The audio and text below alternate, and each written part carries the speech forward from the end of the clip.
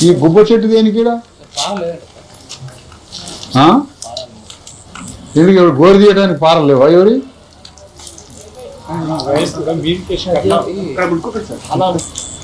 ఇది ఇంత ఘోరంగా ఉంటుంది పందుల తోటి లాగుంది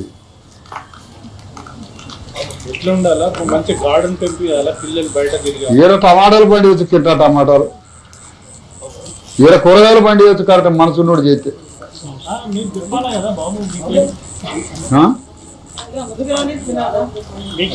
ఏంది అది పార తెప్పిస్తావా తెప్పివా లక్ష్మణ్ ఏది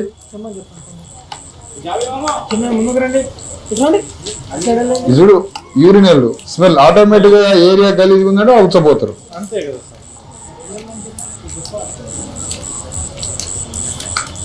ఏది వచ్చిందా లేదా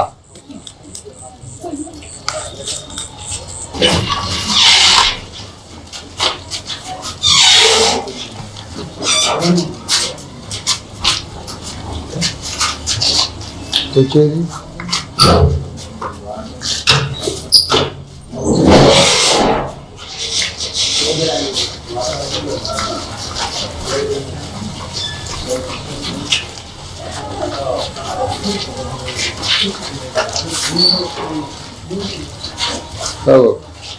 ఇట్రా అండి పిల్లలు ఇట్రా టాయిలెట్లోకి పోయింది ఎవరు నీళ్ళు రావట్లేదా ఎవరు మరి టాయిలెట్ పోయింది ఎవరు పంపు పెట్టు బకెట్ నీళ్ళతో కొట్టు మీరు కొడతారా నేను కొట్టినా చెప్పండి మీరు కొడతారా నేను కొట్టనా మరి ఎందుకు ఆగి కొట్టమంటే ఇట్లా నీకు కొట్టడానికి మనసు ఒప్పట్లే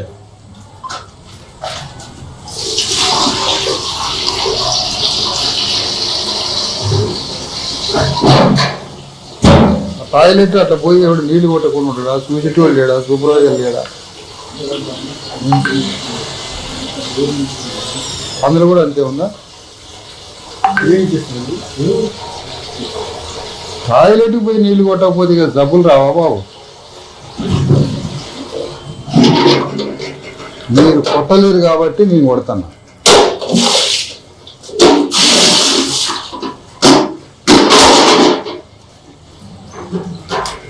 టాయిలెట్ మొత్తం నిండిపోయింది కింద చూడండి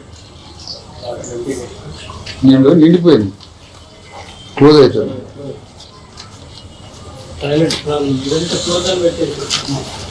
ఇది స్థానాలు చూడండి ఫోటో తీయండి ఇది బాత్రూమ్ అంటారు ఎవడన్నా ఇదేనా సాంఘిక సంక్షేమ హాస్టల్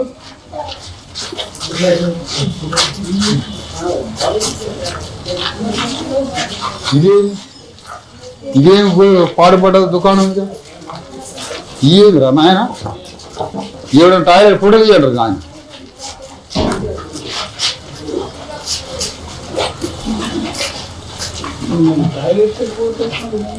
ఏ బజార్లో పోవటం ఇక ఇదే మరి గవర్నమెంట్ అంటే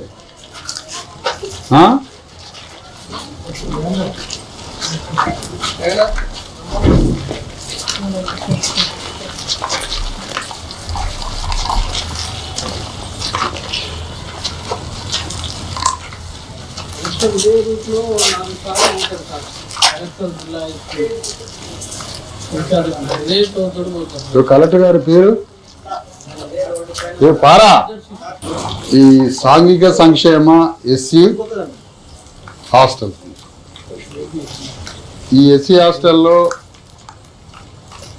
ఇంత ఘోరంగా అంటే బజార్ల బస్ స్టాండ్ కాడ బజార్ల రోడ్ల మీద ఎట్లా ఉంటుందో హాస్టల్ కంపౌండ్లో ఇట్లా ఉన్నది ఈ విషయాన్ని తీవ్రంగా ఖండిస్తున్నాం కలెక్టర్ గారికి సోషల్ వెల్ఫేర్ డిపార్ట్మెంట్కి సాంఘిక సంక్షేమ శాఖ జిల్లా అధిపతికి జిల్లా కలెక్టర్ గారికి నేను విన్నవిస్తున్నా విజ్ఞాపన చేస్తున్నా అవసరమైతే డిమాండ్ చేస్తున్నా ఇది పందులు పొరలాడే పెంటలాగా ఉన్నది ఈ ప్లేస్ అంతా బాత్రూంలో మనుషులను వాడే బాత్రూమ్ లాగా లేవు కలెక్టర్ గారు మీరు వెంటనే ఆదేశాలు జారీ చేసి సోషల్ వెల్ఫేర్ వాళ్ళ అధికారులను పంపించి ఇది మొత్తం క్లీన్ చేపియమని కోరుతున్నా కరెంటు తీగలు దీంట్లో నుంచి పోతున్నాయి బాత్రూమ్లలో నీళ్లు లేక, బాత్రూమ్లు కరెక్ట్ లేక ఈ తీగల మీద పిల్లలు స్నానం చేస్తున్నారు.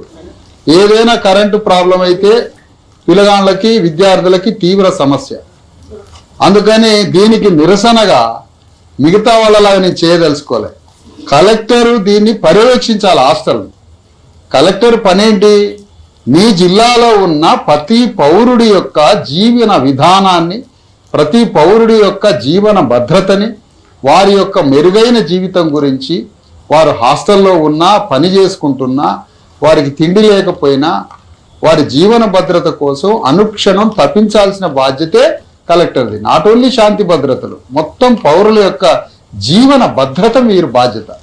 ఇంత ఘోరంగా ఉన్న ఈ పరిస్థితి, ఇట్లాంటి హాస్టల్, ఇలాంటి వాతావరణాన్ని ఎవరు బాగు చేయాలి చెప్పండి? ఒక 3-4 హాస్టల్ ఒక వార్డెన్ చూస్తున్నాడు. ఒక వార్డెన్ 3-4 హాస్టల్ చూస్తే ఆ వార్డెన్ ఏమని చేయగలడు, ఎంత అని చేయగలరు, ఆయనకున్న బడ్జెట్ ఎంత? అందుకనే నేనే ఉంటానంటే ఇది మొత్తం క్లీన్ చేయమని కోరుతున్నా. మీరు ఈ జిల్లా ప్రభుత్వ యంత్రాంగం ఈ విధంగా హాస్టల్ని ఇంత ఘోరంగా ఉంచినందుకు నేను 2 బాత్రూమ్లు 2 బకెట్లు పెట్టి కడిగిన. ఇవాళ 2 బాత్రూమ్లని, 2 టాయిలెట్ అని, ఇంకా చెప్పాలంటే లెట్రిన్లని 2 బకెట్లు పెట్టి కొట్టినా ఆ లెట్రిన్లో ఉన్నటువంటి టాయిలెట్ నిండిపోయి ఉన్నది. దీనికి నిరసనగా ఈ పని చేస్తున్నా. ఇక్కడ పందులు దొరలాడేటట్టుగా ఈ ప్రాంతం ఉన్నది. నేను ఈ పారతోటి ఇది మొత్తం క్లీన్ చేస్తున్న నిరసనగా. కాబట్టి నేనేమంటానంటే రేపు వచ్చి సంపూర్ణంగా క్లీన్ చేయమని కోరుతా ఉన్నా. నేను కొంతవరకు క్లీన్ చేస్తా, మిగతాది రేపు సాయంత్రం వరకు క్లీన్ చేయకపోతే ఇదే హాస్టల్ ముందు కలెక్టరు, సోషల్ వెల్ఫేర్ వార్డెన్లు వచ్చి, సోషల్ వెల్ఫేర్ అధికారులు వచ్చి, కలెక్టర్ ఆదేశాలు, కలెక్టర్ రావడమో వచ్చి ఈ హాస్టల్ మొత్తం క్లీన్ చేసేంత వరకు నేను రోడ్డు మీద కూర్చుంటా రేపు పక్కా. ఇది మాత్రం దానికోసం ఇది ఆరోగ్యానికి సంబంధించి, ఇది ఆరోగ్యానికి, ఈ వాతావరణం మంచిగా ఉంటుంది. ఇందులో దోమలు ఉంటాయి, ఈగలు ఉంటాయి, అవి గుడ్లు పెడతాయి, అవి పిల్లలు అన్నంలో వచ్చి చేరుతాయి. అన్నం ఎక్కడ పడితే అక్కడ పిల్లలు తింటారు. ఈ గుడ్లు, దోమలు మొత్తం అన్నంలోకి చేరుతాయి. అన్నంలో చేరితే వీళ్ళకి డయేరియా, పిల్లలకి జబ్బులు వస్తాయి. కాబట్టి వీటి పట్ల చాలా జాగ్రత్తగా ఉండాల్సిన అవసరం ఉంది. చూడండి ఈ వాతావరణం ఎంత అగ్లీగా ఉందో.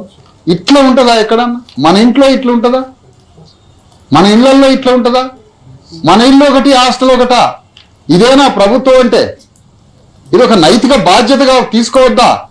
చట్టపరంగా తీసుకోవాలా, నైతికంగా తీసుకోవాలి కదా.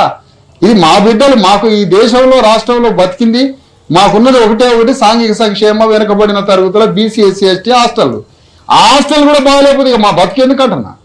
ఊళ్ళో బతుకు అట్లా అయిపోయింది, హాస్టల్కి వస్తే బతుకు ఇట్లా అయిపోయింది. ఇక బతికేదాన్ని చెప్పండి.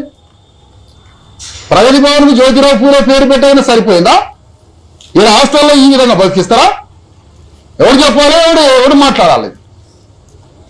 చలో చలో.